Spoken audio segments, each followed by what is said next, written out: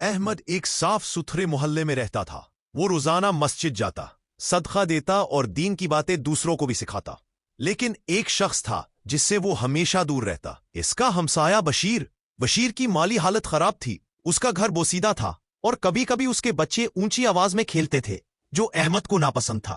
ایک دن احمد کی دادی اماں اس کے پاس آئیں۔ شام کو چائے کے وقت انہوں نے پوچھا، بیٹا احمد، کبھی اپنے پڑوسی بشیر کے گھر گئے ہو؟ احمد نے ناک چڑھاتے ہوئے کہا، نہیں دادی اماں، وہ لوگ شور کرتے ہیں اور صفائی کا بھی خیال نہیں رکھتے۔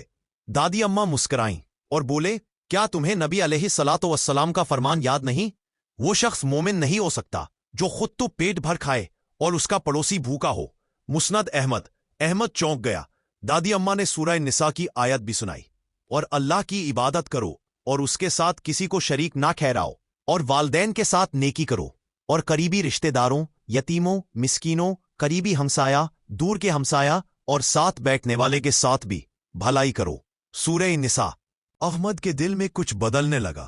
اگلے دن اس نے کچھ کھانے کی چیزیں تیار کیں اور خاموشی سے بشیر کے دروازے پر دستک دی۔ بشیر نے حیرانی سے دروازہ کھولا۔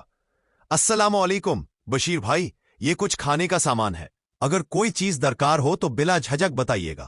بشیر کی آنکھوں میں آنسو آ گئے۔ وہ بولا، اللہ آپ کو جزا دے احمد بھائی، کئی دنوں سے بچوں کے لیے کچھ خاص نہیں تھا، یہ پہلا قدم تھا۔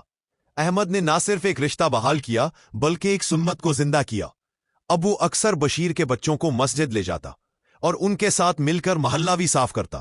دادی اماں نے مسکرا کر کہا، بیٹا یہی ہے سچا ایمان، عمل والا ایمان۔ سبق: اسلام ہمیں صرف عبادات کی نہیں بلکہ حقوق العباد کی تعلیم بھی دیتا ہے۔